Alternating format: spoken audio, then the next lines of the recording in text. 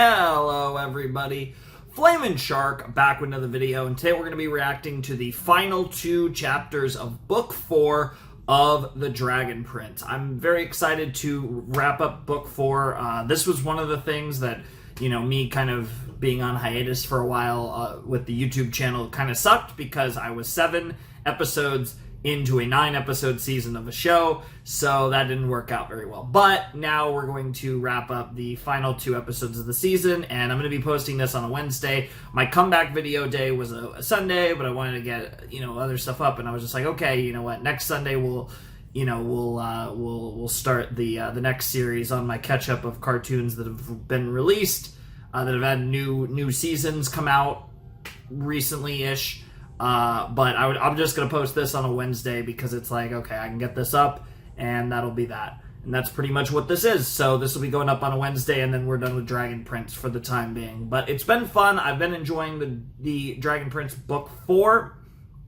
It's been a setup season, but with a lot of, it's been very interesting setup for the future, while still giving us a lot to sink our teeth into in the now. And I think that's structurally something that can be hard to do. Ironically, I think it's ironic because this is season 4 of a show that also uses the kind of like book and chapter thing. And obviously, you look at a show, and for those for those of you who have seen RWBY, structurally, the 4th season is in a lot of ways similar to this one in the sense that it is largely setting up things that happen later, right? And, I think that season was done to mixed results and mixed, there was some good, some bad that come of this. I think this has mostly been good, though. I think the Dragon Prince has done a good job of using this kind of beginning of the second act of the story to its advantage, and has done it in a way where it's been intriguing. It's not, they're not pushing their chips into the center, right? They're taking their time with everything. They're not rushing to get too much big shit right now. They're building towards, the type of thing, like how Book 3 was a finale of everything we had seen up to that point. Book 4 is the start of a new beginning, but I still feel like it's been one of the best seasons of the show. Certainly a contender, I'd say, honestly, with Book 2 and Book 3, because its content, it just feels like the show has evolved at this point quite a bit, and it's become a more, I think, intriguing narrative overall. And I think the direction that this arc is taking us on, the Mystery of Aaravos, saga, is, I think, overall more generally and all-encompassingly intriguing compared to what we got in the Dragon Prince saga of the Dragon Prince. It's kind of awkward when the first part doesn't have a subtitle, but then the rest does. It's kind of like how you have to now we call the first Star Wars movie A New Hope, which is good because it's not just Star Wars. When there's a million Star Wars movies, that's how you define it. It's kind of weird when the first part of the story has no subtitle, and now we have subtitle. Yeah. Regardless, I am definitely looking forward to this, though. I've been looking forward to finishing this up. Season 4, Episode 8 is called Rex Igneous, so obviously we're going to meet the dragon in this episode and see how that goes. Obviously, Soren and Viren and Claudia and Terry are all, that's going on, while the rest of our main group is most likely going to be the ones to meet a dragon very, very soon, given where we left off with the previous episode. So I'm very excited for this. Curious to see if we get like the full confrontation between these last 2 episodes of all of the characters that are around, like the stuff and, looking for Rex Igneous, try and get the key and all that bullshit. But I'm curious, is the kind of the ultimate like climax of this book just going to be like meeting the dragon and whatever comes of that? Or is there going to be other shit going on? And are we also going to get more of Janai and Amaya? Like, is that thing going to get... I imagine we have at least one more scene since Bro Lil Bro is going to fucking heel turn on Janai, and that's a huge thing because we do have this kind of like we have this kind of angle of like you're doing what's best for you perhaps and what's best in a vacuum, but not doing what's best in the long run for our civilization, our society, our culture, our race as a whole, right? And that's kind of where the divide is between Janai and her brother. And we'll see what that leads to because he seems pretty serious about going heel turning on her pretty hard and trying to, it seems like, usurp her based on what we've seen. So that's going to be an interesting trigger to pull, whether that's pulled this season or has like a significant development still, or whether that's a thread for book 5. Whatever the case may be, I'm excited. I'm looking forward to this. I had to do a little extra studying because it had been a while, and I'm trying to get back. I'm still getting back into the rhythm of things. This is my first of a long recording session because I'm going to be recording a bunch of Overlord episodes tonight, as well as the new Owl House episode. And I don't even know. I know this video will go up on Wednesday, so I don't know what order you'll see those 3 videos. It really probably depends on copyright situation. But regardless, let's just jump in to episode 8 of the Dragon Prince Book 4 in 3, 2, 1, and play.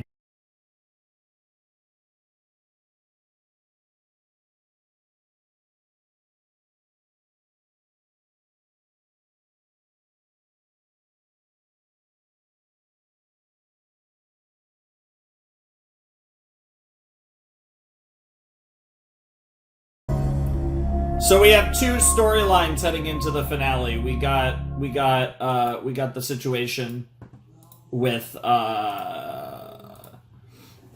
Kareem versus Janai for the throne, with the Fire Elves, and then we got the whole situation of obviously what's going on with Rex Igneous, Callum, Ezra and Zim, Rayla, Claudia, all that stuff. Now, what's interesting here is Claudia came in alone. There was no signs of Viren, Soren, or Terry. Maybe Viren and Terry are making sure Soren's, stays out of the way and Claudia does the work, because obviously Claudia at this point is she's the Dark Mage at this point, because Viren is, not to say he's useless, but right now Viren's not the Viren that obviously we knew in last season, and Terry is useful, but obviously Claudia is the heavy hitter here. She's the one that's going to go in and get this shit done. So yeah, I'm curious how this last episode's going to go. I'm curious. She was probably, in the background waiting, and once she found out that there was a map, she was like, okay, I don't actually need Rex then. I just need to knock everyone out, find the map, and skedaddle. So that's what she was thinking. So she's going to go probably get the map, and then we're probably going to have to run after her. I don't know. Curious to see where that goes. Curious to see if we have a proper confrontation with all parties.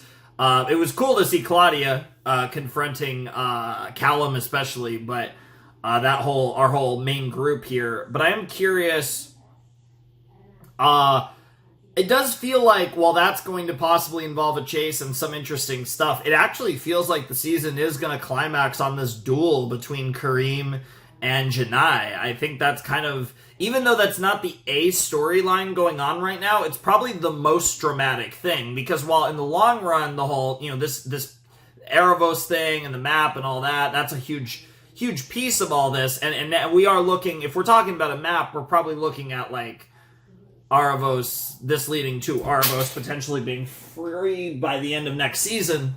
But I'm definitely curious like how they're going to play this, because it does feel like you could do a super dramatic finale with Janai and Kareem and one of them dying, and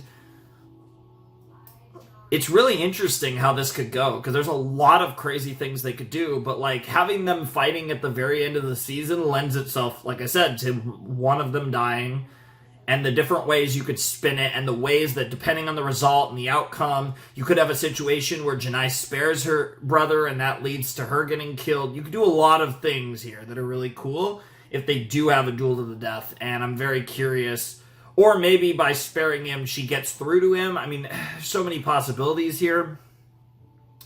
Or she kills him. I think that's the least likely of the three, but absolutely possible.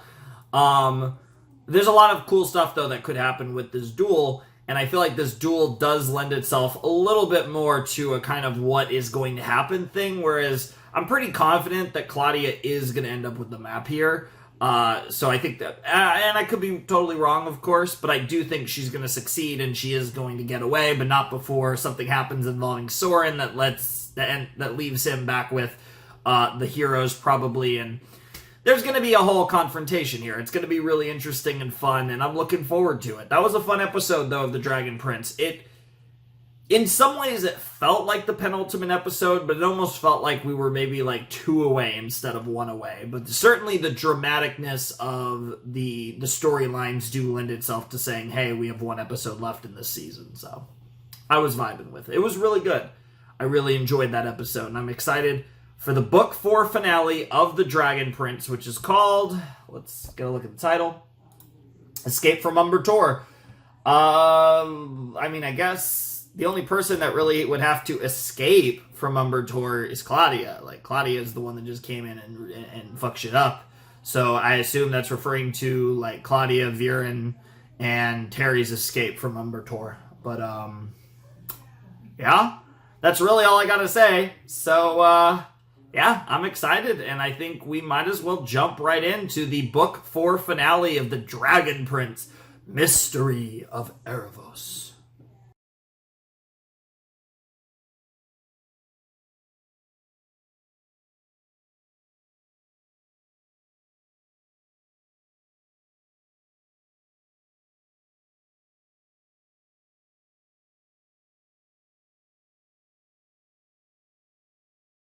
The damn coins. Dude, that was fucking wild. Shouts to Alan, whoever that was.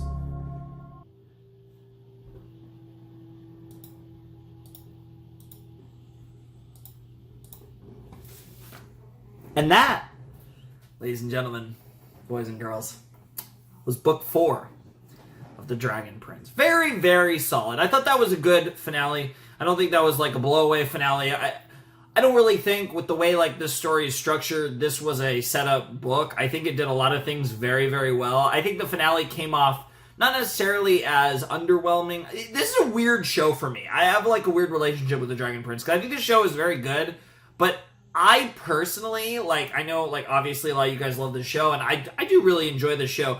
I don't consider this show like something that just... It's a show that keeps me very engaged. I'm very into it. I really love the characters. I love Rayla. But it's a show that... Yeah, I don't know, like, fully where I stand on it. Like, I really like it, but it's not a show that's, like, where I'm just, like, desperate for more or anything like that.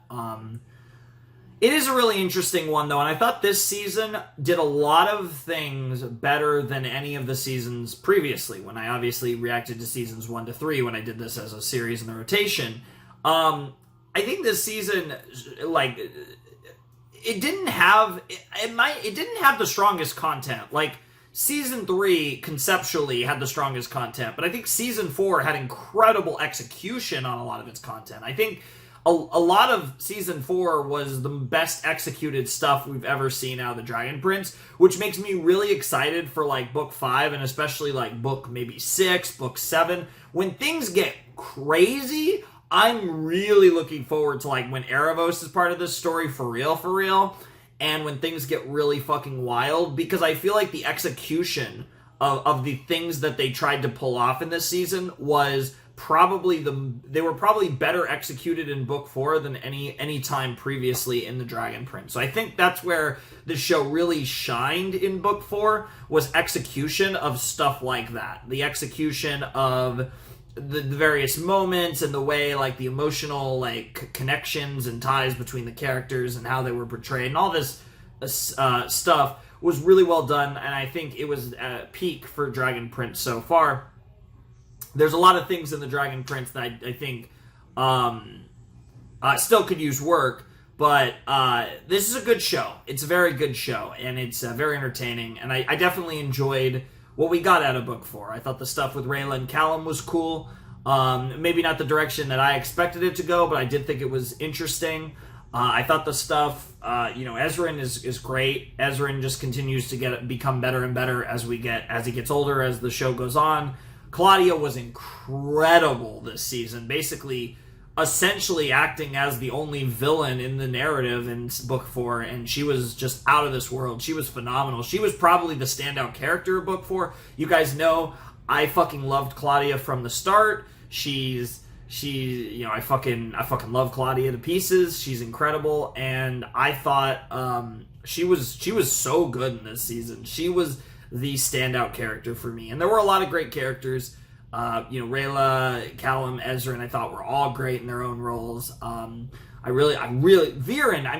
I think has to honestly, Claudia, Terry, and Viren were all exceptional. Terry as a new reoccurring character, and then Claudia and Viren, and the dynamics between all three of them were just absolutely fantastic. I thought that group was just full of all-stars for book 4, and I'm very excited to see what else they get up to now that they have the map that supposedly leads to Aaravos' place of imprisonment, and that's going to be really exciting. And I don't know when we're going to get book 5 of the Dragon Prince. Obviously, there was multiple years between books 3 and 4. I believe book 3 was 2019. It might have been 2018 even, but I think it was 2019. So obviously there was a long gap between, Dragon Prince book 4 coming out in late 2022. I imagine, though, it was in between the parts, and there was a pandemic that happened, too. So between those two factors, I imagine that's a big reason why it was such a long gap. I imagine book 5 and 6 and 7 will all, we'll have much smaller hiatuses. So I'm assuming that at some point in 2023, we will be getting book 5, and who knows? I mean, maybe it's just going to be every November we get a book, but whatever the case may be, I do think we are going to be getting more Dragon Prince soon, and I definitely am looking forward to covering it and doing reactions on the channel for you guys whenever we do get the next season of this very cool series. That kind of sums it up. It was a fun season. I enjoyed it. I enjoyed reading the books too. Obviously, Blood Moon Huntress was fucking cool as shit, and then of course, a little more relevant to the story, of course, Through the Moon. If you guys didn't know, I have my reactions to the Dragon Prince, but I also did readings of these stories when I returned before I did my first book 4 reaction. I'm sure literally almost everyone who's watching this either also watched that video or at least saw that I did it and just were like, nah, I don't care. I'm gonna wait for the reactions to book 4. But it's been fun. It's been fun getting back into this series, and I'm excited for book 5, and I'm looking forward to obviously probably getting book 5 in 2023, I assume. I don't know if there's anything confirmed, but I would have to guess that it's either going to be in November again or even sooner. I would imagine that it's going to be one or the other, so I definitely am expecting more Dragon Prince content in 2023. Of course, if it comes out in November, that might not mean I get to it by the end of 2023. Maybe not. We'll have to see. But whatever the case may be, I'm super excited for it, and I'm leaving this season pretty happy with what we got. I think it was probably the best. Again, it didn't have season 3 had crazy content because there was an insane battle that we were building up to and got in season 3. Whereas with season 4, again, it was an aftermath story, an aftermath season, but it was incredibly. I think it was the most well done season of the Dragon Prince, and certainly in many ways my favorite. I don't know if it would be my favorite just because again it was a cool down season. Yet I actually think it's building things up in ways that I like more than I did book 1 and how it built, the initial world building of the series. I get that we're already established and it's a continuation anyways and all that stuff, but I still think they did a lot of things really, really well in this season. So I'm excited for book 5, and I hope you guys are too. But yeah, that's pretty much it. I don't really have anything else to say. It was a lot of fun, and there was a lot of good stuff, and I am ready to sign out. So this is going to be going up on a Wednesday, I believe the 25th of January, 2023. And yeah, that's pretty much all I got to say. So you guys will see this in a couple days for me. But yeah. Anywho, ladies and gentlemen, boys and girls, without any further ado, it's time for me to bid you adieu. The Flaming Shark signing out. Hope you guys have a wonderful, fantastical day. And I'll see you next time with another video. Thanks for watching. Peace.